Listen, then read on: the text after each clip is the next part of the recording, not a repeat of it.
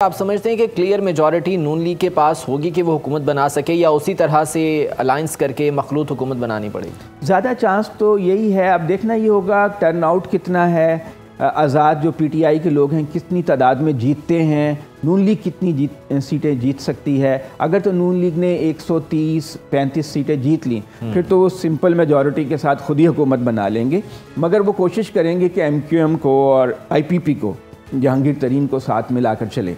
ठीक। लेकिन अगर उनकी सीटें 100 के करीब रहीं तो फिर तो लाजमी उनको किसी न किसी कोलिशन में जाना पड़ेगा।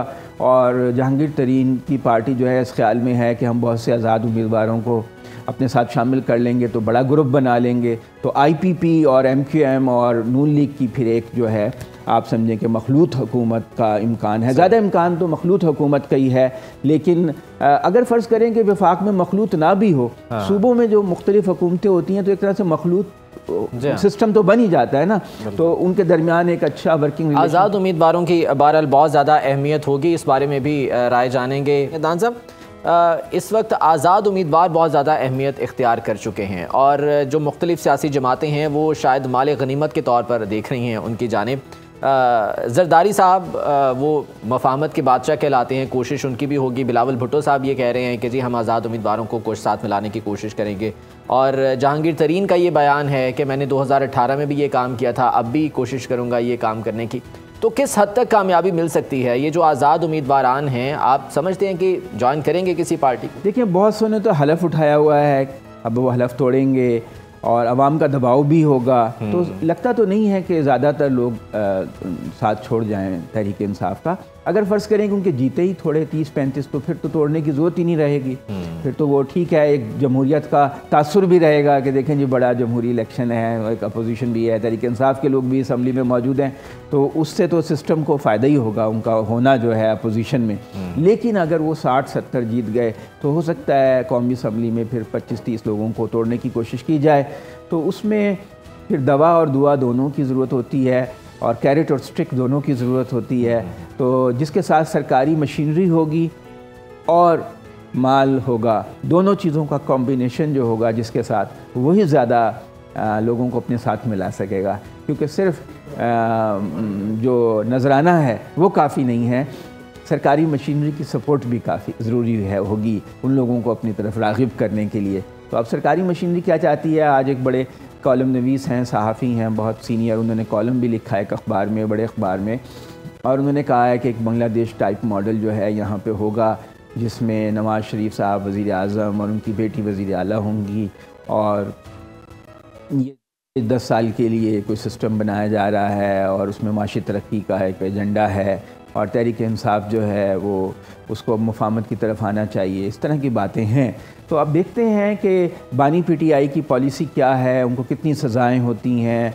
पीटीआई का जो कल का दिन है ना वो बहुत अहम है। अगर तो लोग बड़ी तादाद में निकल आए तो पीटीआई के लिए आसानियाँ होंगी। अगर लोगों ने कल बाहर वोट न डाला तो फिर पीटीआई जो है उसका मामला। अच्छा, मरियम नवाज़ वज़ीर आला पंजाब अगर बनती हैं तो क्या शहबाज शरीफ साहब को फिर विफाक में कोई जिम्मेदारी सौंपी जाए? जी जी, वो फिर नवाज़ शरीफ के एक डिप्टी प्राइम मिनिस्टर के तौर पे, असिस्टेंट के तौर पे काम करेंगे, क्योंकि नवाज़ शरीफ जो पिछले दौर में भी वज़ीर आज़म थे 13 से 18 तक, तो वो कुछ ज़्यादा काम नहीं करते थे। दौरे वौरे शौरे उन्होंने बहुत किए बाहर के मुल्कों के, 60-70 से भी शायद ज़्यादा दौरे किए, और वो रिलैक्स रहते थे।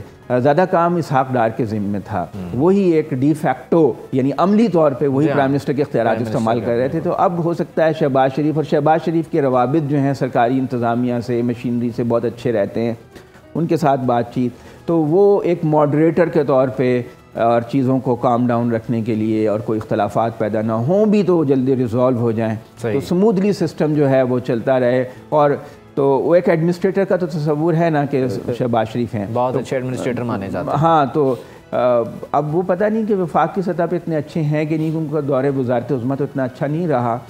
पंजाब में वज़ारत आला के तौर पे तो वो प्रोजेक्ट के डायरेक्टर्स के तौर पे समझें अमली तौर पे बहुत अच्छे थे कि निगरानी बहुत अच्छी करते थे। अब लेकिन ये है कि अमली जो ऑपरेशंस की ज़िम्मेदारी है, जैसे हमारे न्यूज़ रूम में होता है ना मीडिया में कि एक ऑपरेशंस की जिम्मेदारी होती है, तो वो ऑपरेशंस की जिम्मेदारी जो होगी कार्रवाई और जो डे टू डे अफेयर्स की, वो शहबाज शरीफ साहब करें, और जो पॉलिसी और बड़े अहम फैसले हैं वो नवाज शरीफ करें। तो अब देखना नहीं ये है कि ये तो एक मंसूबा है ना, एक ख्वाहिश है नून लीग की और कि ऐसा हो जाएगा, उसके सर्कमस्टांशियल एविडेंस भी है, लेकिन क्या ऐसा हो सकेगा?